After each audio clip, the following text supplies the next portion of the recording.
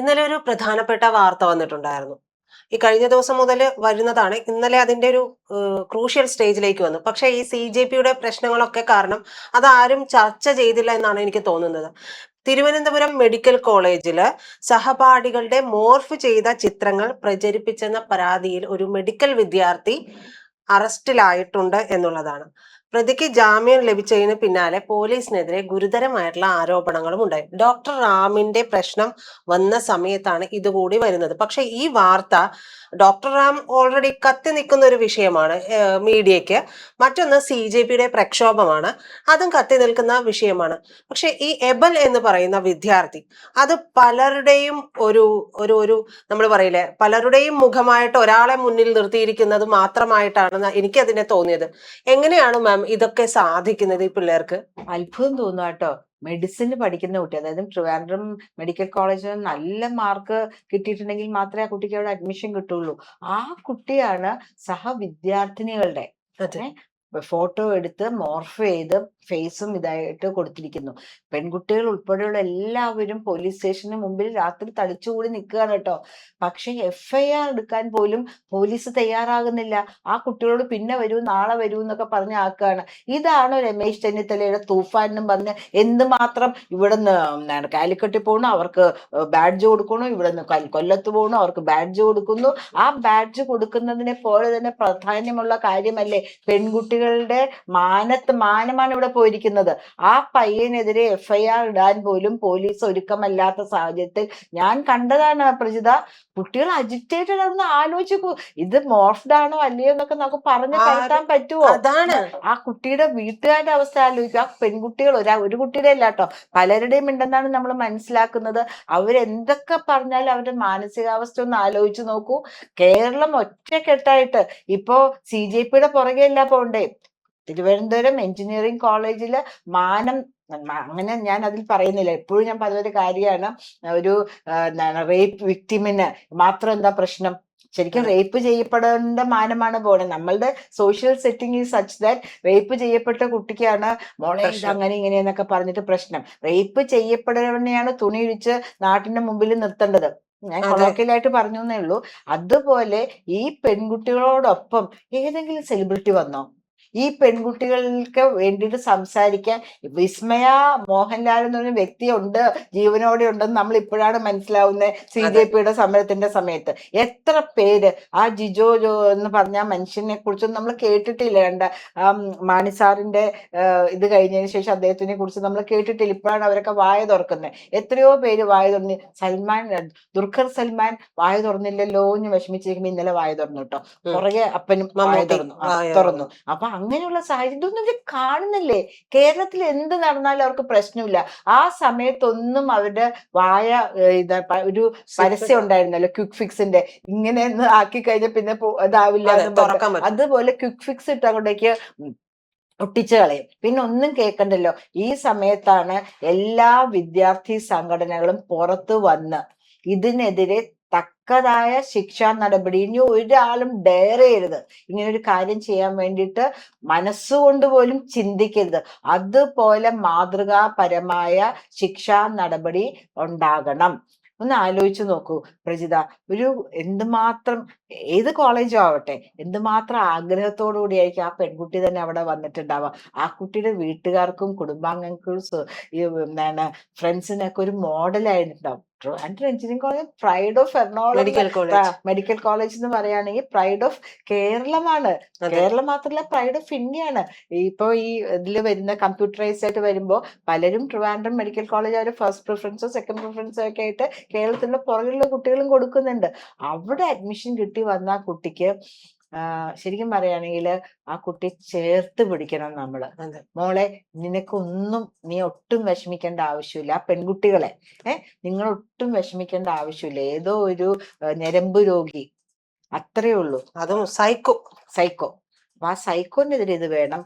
അതോടൊപ്പം തന്നെ ഈ പെൺകുട്ടികൾക്ക് കേരളം ഒത്തുചേർന്ന ഒരു കരുതൽ, ഒരു വലയം, സ്നേഹവലയം തീർക്കുകയും വേണം. മാം ഇപ്പൊ പറഞ്ഞൊരു കാര്യമുണ്ടല്ലോ, അത് ഞാൻ പലപ്പോഴും ചിന്തിച്ചത്. ഇപ്പൊ ഈ ഒരു CJP പ്രൊട്ടസ്റ്റിന് അനുകൂലമായിട്ട് നമ്മുടെ ഇവിടുത്തെ പാർവതി തിരുവോത്ത് ആയിക്കോട്ടെ, പാർവതി തിരുവോത്തിന്റെ കാര്യം ഞാൻ എക്സെപ്ഷൻ വയ്ക്കുകയാണ്.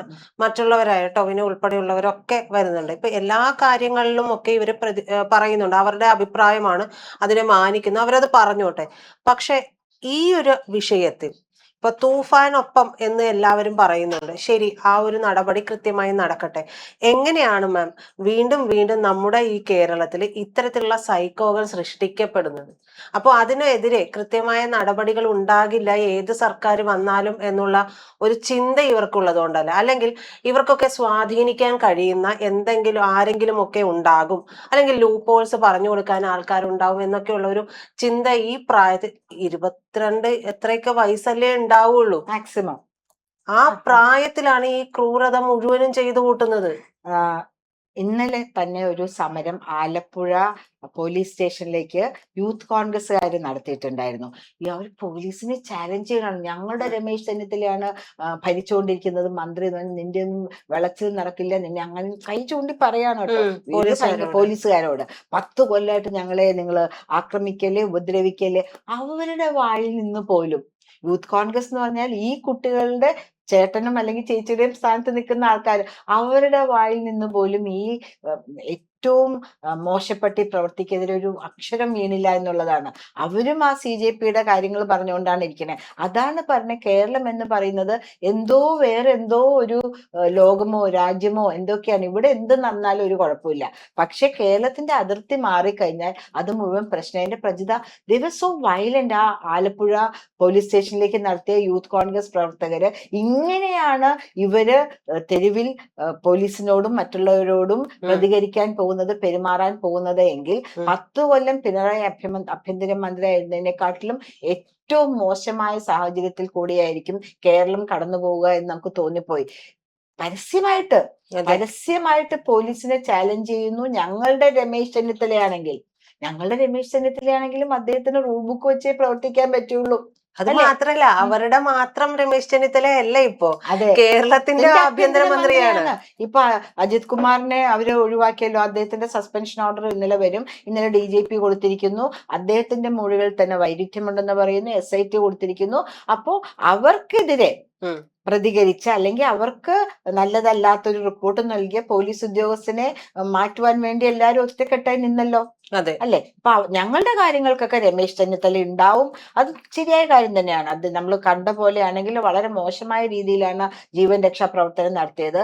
പക്ഷേ ഇത് മാത്രമല്ല, എത്രയോ കുട്ടികൾ, എവിടേക്കോ വീട്ടമ്മമാരുൾപ്പെടെ, ഈവൻ വയസ്സായ സ്ത്രീകളെ പോലും വെറുതെ വിടുന്നില്ല. മോർഫ് ചെയ്ത് ചിത്രങ്ങൾ വയ്ക്കുക, അവര് കുളിയിടങ്ങളിൽ ഒളിക്യാമറ വെക്കുക, അങ്ങനെ വസ്ത്രം മാറുന്ന സ്ഥലങ്ങളിൽ, ഇപ്പൊ ഫാക്ടറി അങ്ങനത്തെ പോലത്തെ സ്ഥലങ്ങളിൽ വസ്ത്രം മാറുന്ന സ്ഥലങ്ങളിൽ ക്യാമറകൾ വെക്കുക. ഞരമ്പ് രോഗികളാണോ? ഇന്ത്യ മുഴുവനും ഞാൻ യാത്ര ചെയ്തിട്ടുണ്ട്, പക്ഷെ ഇതുപോലത്തെ ഞരമ്പ് രോഗം ഞാൻ കണ്ടിട്ടില്ല. വയസ്സായ സ്ത്രീകളെ പോലും വിടാണ്ട് നമ്മളുടെ പ്രൈവറ്റ് പാർട്സിൽ പിച്ചുക, തോണ്ടുക. ഞാൻ പറഞ്ഞിട്ടുണ്ട് ഒരു തവണ, ഞങ്ങളൊക്കെ കോളേജിൽ പഠിക്കുമ്പോണ്ടല്ലോ സെഫ്റ്റി പിന്നും കൊണ്ടാണ് പോണത്. പുറകിൽ നിന്ന് ഇങ്ങനെ കൈ നീങ്ങി വരും, അപ്പൊ ഒറ്റ കുത്തു കൊടുക്കും. സിനിമ കാണാൻ സമ്മതിക്കില്ല. എവിടെയാണ് പെൺകുട്ടികൾ ഇരിക്കുന്നതെന്ന് വെച്ചാൽ അതിന്റെ നേരെ പുറകെ വന്നിരുന്ന് ഇങ്ങനെ കൈ വെച്ച് തൊടുക, അത് വെച്ച് തൊടുക. ബസ്സിൽ പോകാൻ പറ്റില്ല, റോഡിൽ കൂടെ പോകാൻ പറ്റില്ല, ട്രെയിനിൽ വരെ നമുക്ക് പോകാൻ പറ്റില്ല. അതുപോലെ ഞരമ്പ് രോഗികൾ പാർക്കുന്ന ഒരു സ്ഥലം ഇന്ത്യയിൽ തന്നെ, കേരളത്തിൽ പോലെ വേറൊരു സ്ഥലം ഉണ്ടാവില്ല. ഇത്രയധികം ഞരമ്പ് രോഗികൾ ഒരുമിച്ച് തിങ്ങി പാർക്കുന്ന ഒരു സ്ഥലം. അവർക്ക് ഇത്രയും സംരക്ഷണം ഒരുക്കുന്ന ഇടവും ഉണ്ടാകില്ല.